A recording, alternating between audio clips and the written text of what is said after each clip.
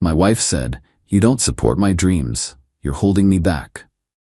After I paid for her business, that failed. I replied, "You're right, I should step aside." Then I sent her an invoice for every dollar I'd invested with interest. Her lawyer's letter called it cruel until I, 39 male, need to get this out before my head explodes. 3 days ago, my wife, 37, of 11 years told me I've been holding her back and never truly supported her dreams. This came after I spent $87,000 funding her boutique clothing store that closed 6 months ago. Let me back up. 2 years ago, my wife decided she wanted to open her own shop. Vintage clothing, locally sourced accessories, that whole aesthetic. She'd been working part-time as a buyer for a department store chain, decent money, but not her passion. I supported it, completely. We sat down, made a budget. She needed roughly $75 for first year's lease and deposit, $28. Inventory, $22. Renovations and fixtures, $15. Marketing and website, $6. Business licenses, insurance, MISC. My salary as an operations manager covers our life comfortably. We'd saved about $40 for a potential down payment on a bigger house. I suggested using that plus a small business loan. She didn't want debt hanging over her head. It'll stress me out and I won't be creative. So I liquidated some investments, pulled from my retirement account, took the penalty hit, borrowed $15 from my parents, got to $75. Opened the store in March 2 years ago. By June, she needed another $12 for unexpected costs. Apparently the initial inventory wasn't enough and she'd underestimated seasonal needs. I pulled it together. Took a second job doing weekend consulting. Paid my parents back over 8 months. The store struggled. She blamed the location that she picked, then the economy, then COVID aftermath, then people not appreciating quality. She started coming home stressed, angry. Nothing I did was right. If I suggested adjusting prices or running sales, I was undermining her vision. If I didn't comment on her business decisions, I was disengaged and unsupportive. By last summer, the store was bleeding money. She closed it in September. Total loss. I never once said, "I told you so." Never threw the money in her face. I told her it was a learning experience. We'd be okay. We'd rebuild. Last week, she came home late from dinner with friends. Seemed off. I asked if she was okay. She exploded. "You know what? I'm not okay. I'm suffocating. This marriage is suffocating. You never believed in me. You just threw money at the problem and expected me to magically succeed. I gave you everything you asked for. You gave me money, not support, not encouragement. You were just waiting for me to fail so you could feel superior. That's not true, and you know it. I'm done. I want a divorce. I need to find myself, and you're holding me back from that." I stared at her. Just stared. Then I said, "You're right, I should step aside." She seemed surprised I didn't fight it. Good. She moved in with her sister 2 days ago. Has a lawyer already. Apparently she'd been thinking about this a while. Yesterday I sat down with spreadsheets, calculated every dollar I'd put into that business. $87,340 total. Added 5% annual interest, reasonable business loan rate. Came to $94,683. Had my buddy who's a paralegal draft a formal invoice, professional letterhead, itemized list, payment terms, sent it to her email and her lawyer this morning. Subject: outstanding business investment, payment required. Her response 30 minutes later: "Are you serious right now?" "Yeah. Dead serious." Update 1. 5 days later. The fallout's been wild. My wife's lawyer sent a response letter. Called my invoice vindictive, cruel, and not legally enforceable. Claimed the money was a gift between spouses, and I'm trying to financially abuse her during a vulnerable time.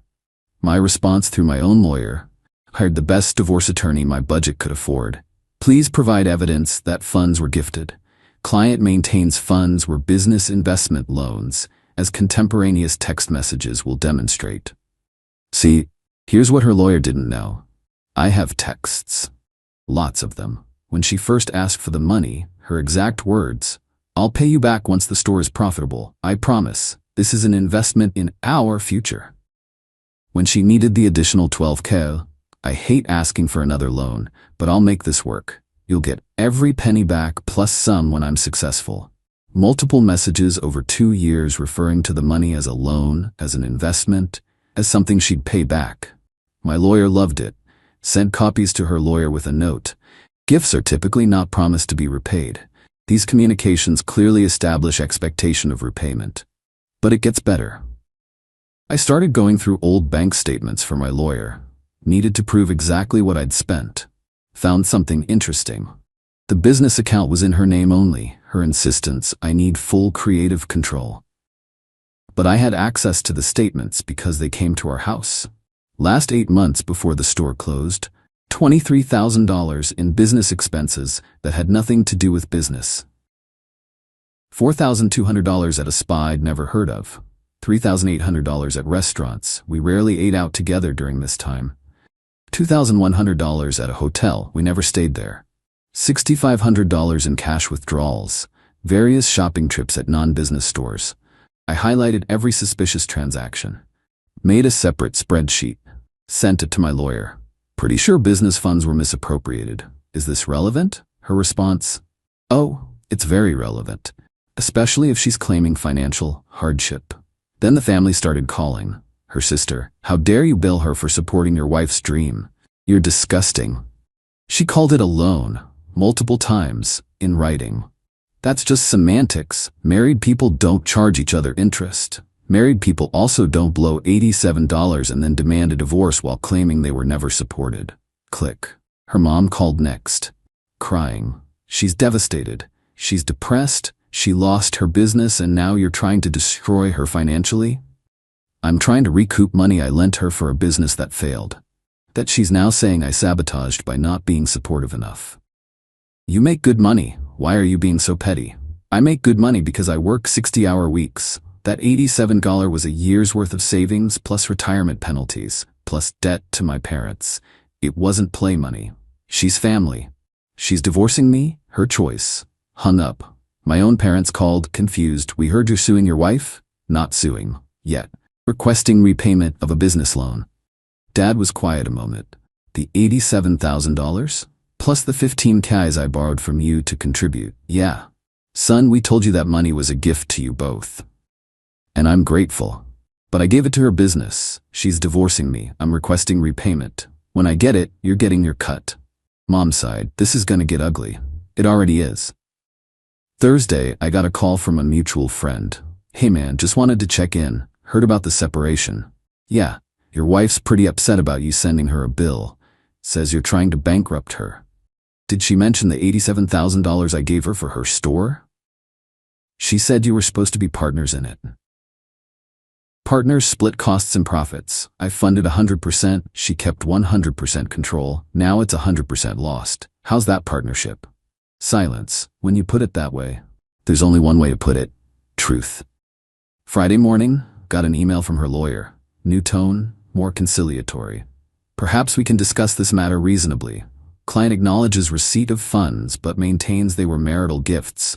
However, she's willing to discuss a payment plan of $500 per month if you withdraw the interest and reduce amount to $80,000. I laughed. $500 a month would take 13 plus years. My response through my lawyer, client rejects offer. Full amount due or we proceed with formal legal action and discovery process regarding misappropriation of business funds.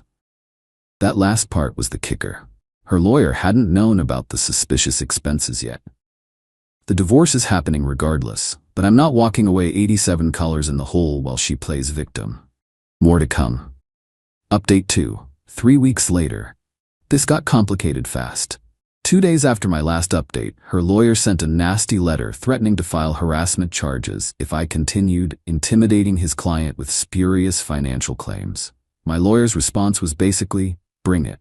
We filed a formal civil suit for repayment. Once that was filed, discovery started. That's when things got interesting. Her lawyer had to turn over financial records, bank statements, credit cards, the business account details, all of it. My lawyer subpoenaed everything related to the store. What we found was worse than I thought. Remember those suspicious $23,000 in expenses? Turns out there was more, way more. The store had a business credit card in her name. I'd never seen the statements. She handled all business finances to keep things clean. That card had $34,000 in charges over the 2 years. Some legitimate business stuff, but buried in there.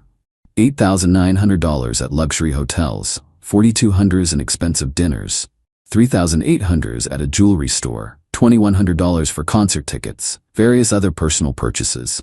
My lawyer cross-referenced dates with my calendar. Every hotel charge was a weekend I'd been working my second job or visiting my parents. The jewelry wasn't anything I'd ever seen her wear at home. She was living a double life on business money. During a divorce deposition, separate from the civil suit but happening simultaneously, my lawyer asked pointed questions. Can you explain the charges at hotel in May of last year? That was a business networking event. Overnight. The charges show room service for 2, champagne, late checkout. I brought a colleague. Male or female colleague? Her lawyer objected, but she'd already gone red. The questioning continued. She couldn't explain half the expenses. Claimed she'd needed to maintain appearances for the business, and the hotel stays were mental health breaks from the stress. My lawyer presented the text messages where she'd called the $87,000 loan, where she'd promised repayment. Her lawyer argued they were taken out of context, that married couples often speak loosely about money. Judge reviewed them, looked at her. These messages are fairly explicit about repayment expectations. Did you intend to repay these funds? I intended for the business to be successful. Then we'd both benefit. That's not what was asked. She got flustered. Started crying. Her lawyer called for a recess. During the break, my lawyer pulled me aside. They're going to settle. This is going badly for them. He was right. Next session, her lawyer proposed, client will repay $45,000 over 5 years at $750 per month. In exchange, plaintiff drops interest claims and investigation into business expenses. My lawyer countered, $70,000 over 3 years at $1,950 a month, or we continue discovery into misappropriation and possible fraud. They tried negotiating down. We wouldn't budge. Finally, $65,000 over 4 years at $1,350 a month. Final offer. I looked at my lawyer. He nodded slightly. This was decent. I'll agree if there's a clause that defaulting on any payment accelerates the full amount due immediately. They agreed. The divorce settlement was separate. That went about as expected. I lost some assets because 11-year marriage. She got her car paid off, thank God, half the furniture, half of our joint savings, about $8 left, spousal support of $1,800 per month for 3 years. Judge determined she needed time to re-establish her career. I kept the house, refinanced to buy out her equity, cost me $90. My retirement accounts, what's left after the business funding. My car, the civil judgment for $65,000. Net result, I'm out about $110,000 total between the business loss, divorce costs, and buying her out of the house. But at least I'm not out the full $180,000 plus it could have been. The kicker came 2 weeks ago. I was having coffee with the mutual friend who'd called before. He seemed uncomfortable. Look, man, I probably shouldn't tell you this. What? Your ex-wife, she's seeing someone. Okay, we're divorced. No, like, she's been seeing him for a while, since before the separation. My stomach dropped. How long? At least 8 months, maybe longer. It's the guy who did the website for her store. 8 months. That matched up perfectly with when the suspicious expenses started. He knew about the business money? I think so. He helped her with the book sometimes. I called my lawyer. New information? Pretty sure the business expenses were funding an affair. Do you want to reopen discovery? Can I? Civil case is settled. Divorce is finalized. But if you can prove fraud in how she represented the business expenses during divorce proceedings, maybe. It's a long shot and expensive. I thought about it. Thought hard. No, I'm done. I got most of what I wanted. She's legally obligated to pay me back. That's enough. Because here's the thing. I could spend another $20 in legal fees trying to prove she committed fraud. Might win, might not. Either way, I'd be throwing good money after bad. She's stuck paying me $1,350 a month for 4 years while also trying to rebuild her life. The jewelry she bought her boyfriend with my money? The fancy hotels? Gone. Just like her business. Just like our marriage. And I have a legal judgment. If she misses a single payment, I can garnish her wages, put liens on assets, make her life hell. That's victory enough. Final update? 2 months later. It's done. Finally, completely done. The last 2 months have been about rebuilding, not just financially, emotionally. My ex made her first payment, $350, right on time, probably because her lawyer explained what happens if she doesn't. Got confirmation it deposited. Felt nothing. Not satisfaction, not anger, just relief. The divorce being final meant I could finally breathe. No more lawyer emails, no more depositions, no more seeing her face across a conference table trying to cry her way into paying less. Work's been busy. Actually got promoted last month, director of operations. Significant raise. Means I can rebuild savings faster and the spousal support payments sting less.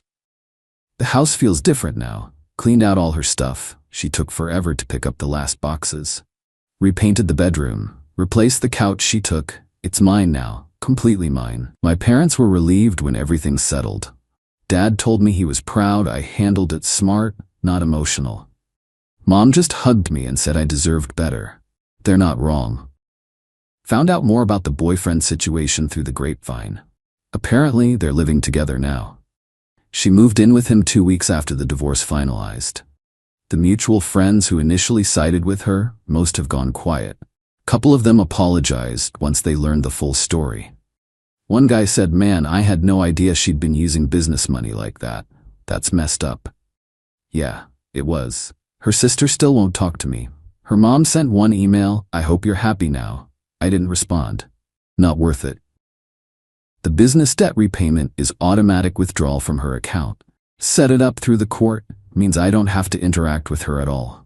$1,350 shows up in my account on the 15th of every month. I put it straight into rebuilding my retirement fund. At this rate, I'll have recovered most of the financial hit by my mid-40s. Not ideal, but manageable. Been on a few dates, nothing serious yet. Hard to trust after everything. But I'm working on it. Therapist says that's normal, that I need time to process the betrayal. Because that's what it was, betrayal. Not just the cheating, though that stung when I confirmed it, but the lying about the money.